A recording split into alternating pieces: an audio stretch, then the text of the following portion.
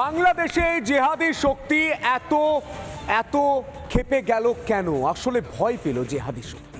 এই মোহাম্মদ ইউনূস এবং জেহাদিদের দালালরা ভয় পেল যখন শেখ হাসিনার বক্তব্য সামনে আসার কথা হলো, যখন তার বক্তব্য সম্প্রচার হওয়ার কথা হলো, তখনই ভয় পেয়ে আওয়ামী লীগ নেতাদের বাড়ি ভাঙচুর চালানো হলো, মুজিবুর রহমানের বাড়িতে ভাঙচুর চালানো হলো, স্মৃতিসৌধ ভাঙা হলো। এই ছবিগুলো প্রমাণ করে দেয় ডিপ স্টেটের দালাল মোহাম্মদ ইউনূস এবং মোহাম্মদ ইউনূসের লালন পালন করা এই জিহাদি শক্তি যারা হামাসের পতাকা ওড়ায় তারা আসলে ভয় পেয়েছে। দেখুন,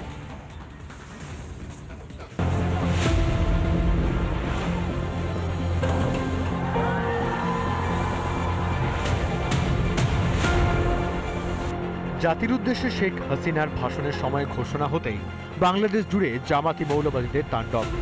শেখ হাসিনার প্রত্যাবর্তনের ভয় যে সর্বক্ষণ তাড়া করে বেড়াচ্ছে ইউনূসপন্থীদের, সেটা স্পষ্ট হলো বুধবার। নিজেদের শক্তি দেখাতে শুধু ধানমন্ডিতে বঙ্গবন্ধুর বাড়িই নয়, বাংলাদেশের বিভিন্ন প্রান্তে শেখ হাসিনা সহ আওয়ামী লীগের নেতাদের বাড়িতে হামলা চালায় ইউনূসের বর্বর বাহিনী।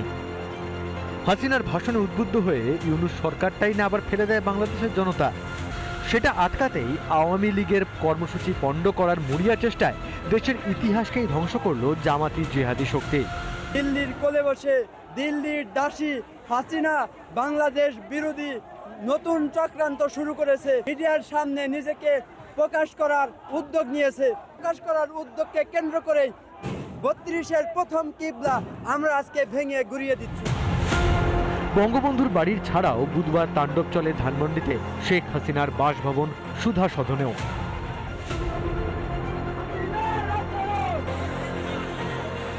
হাসিনা মন্ত্রিসভার একাধিক সদস্যের বাড়িতেও হামলা চালায় জিহাদিরা।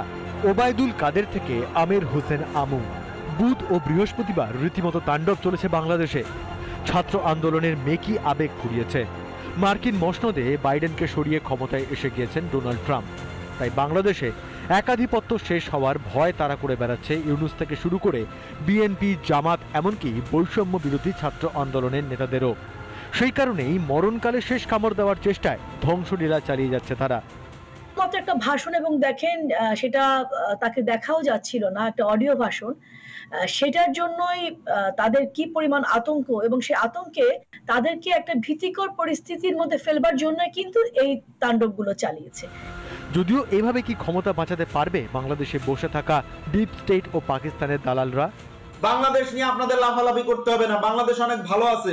ইউনূস সরকার সুন্দর মতো দেশ চালাচ্ছে, সেটা নিয়ে আপনার টেনশন করতে হবে না। ইউনূস সরকার কি করবে না করবে ভারতকে জিজ্ঞেস করে করবে না। শেখ হাসিনার এক ভাষণে কাঁপিয়ে দিয়েছে বাংলাদেশের পাকিস্তানপন্থীদের গোটা ইকোসিস্টেমকে। প্রতিক্রিয়ায় আরও বেশি আগ্রাসী ইউনূসপন্থী বর্বরের দল। এত কিছু করেও কি মুজিব কন্যার প্রত্যাবর্তন শেষ পর্যন্ত ঠেকাতে পারবে তারা? রিপাবলিক বাংলা।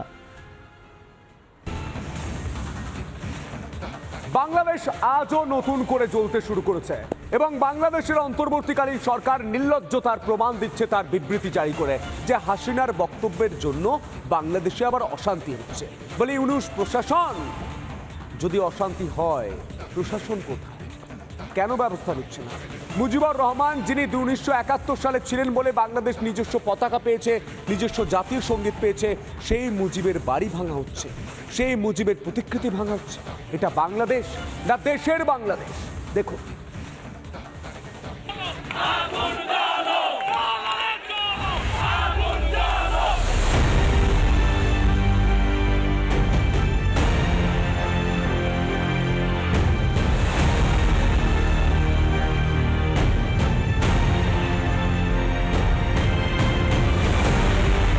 ৩২ নম্বর ধানমন্ডি লেন। বঙ্গবন্ধু শেখ মুজিবুর রহমানের এই বসত বাড়িতেই বুধবার রাতে হামলা চালায় জিহাদিরা।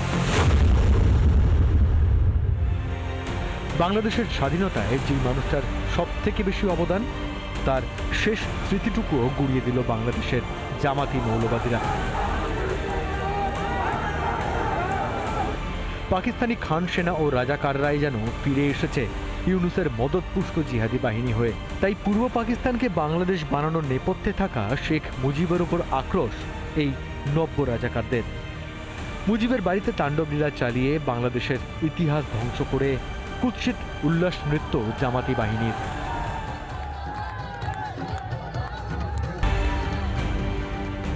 সারা রাত ধরে পর পর বুলডোজার এনে যখন ভাঙা হচ্ছিল বাংলাদেশের ঐতিহাসিক সম্পদ, যখন আগুনে পোড়ানো হচ্ছিল বঙ্গবন্ধুর বাড়ি, তখন নীরব দর্শকের ভূমিকায় বাংলাদেশের সেনা এবং ইউনূস প্রশাসন। রাত গড়িয়ে সকালেও থামেনি ধ্বংসলীলা। বাড়ির যেটুকু অবশিষ্ট সেটুকু গুড়িয়ে দেওয়া হয়। সাহস জড়ো করে দু একজন প্রতিবাদ করলেও জিহাদিদের হাতে জোটে বেধড়ক মার। হাসিনা বিরোধী আন্দোলনের প্রথম থেকেই মুক্তিযুদ্ধের ইতিহাস মুছে ফেলতে মরিয়া ইউনূস বাহিনী, জামাতি ও মৌলবাদী শক্তি। কিন্তু বুধবার যেটা হলো তাকে এক মূর্খ জাতির আত্মহনন ছাড়া আর কি বা বলা যায়। মুজিবের বাড়ি ভাঙাটা একটা বড় বার্তা। এরপরে টার্গেট কিন্তু ঢাকেশ্বরী মন্দির, যশেশ্বরী কালীবাড়ির মতো ঐতিহাসিক স্থানগুলো। মৌলবাদ আলটিমেটলি সমস্ত রকমের সংস্কৃতি, প্রাচীনত্ব এগুলোকে ধ্বংস করার জন্য, নিজের শ্রেষ্ঠত্ব প্রমাণ করার জন্য এই কাজগুলো করে থাকে। উগ্র মৌলবাদ এইভাবে একের পর এক পৃথিবীর ইতিহাস সংস্কৃতিকে ধ্বংস করে। প্রতিবেশী দেশে একইভাবে ইতিহাসকে ধ্বংস করা হচ্ছে। ইতিহাস সাক্ষী, গায়ের জোরে কখনো ইতিহাস মোছা যায়নি, আগামী দিনেও যাবে না। বঙ্গবন্ধুর বাড়ি মাটিতে মিশিয়ে দিলেও ভোলানো যাবে না বাংলাদেশের স্বাধীনতায় তার অবদান। ভোলানো যাবে না পাকিস্তানি খান সেনার বর্বরতা, লক্ষ লক্ষ নারীদের ধর্ষণ, রাজাকারদের বিশ্বাসঘাতকতা। বাংলাদেশকে ফের পাকিস্তান বানাতে উদ্যত জিহাদি শক্তি যতই সত্যিটাকে মাটি চাপা দিতে চাক না কেন, তা আবার মাথা তুলে দাঁড়াবেই। রিপাবলিক বাংলা। নানা ধরনের কন্টেন্ট দেখার জন্য লাইক করুন, শেয়ার করুন আমাদের ফেসবুক পেজ, সাবস্ক্রাইব করুন আমাদের ইউটিউব চ্যানেল। পাশাপাশি অন্যান্য ব্রেকিং নিউজের জন্য অবশ্যই চোখ রাখুন রিপাবলিক বাংলায়।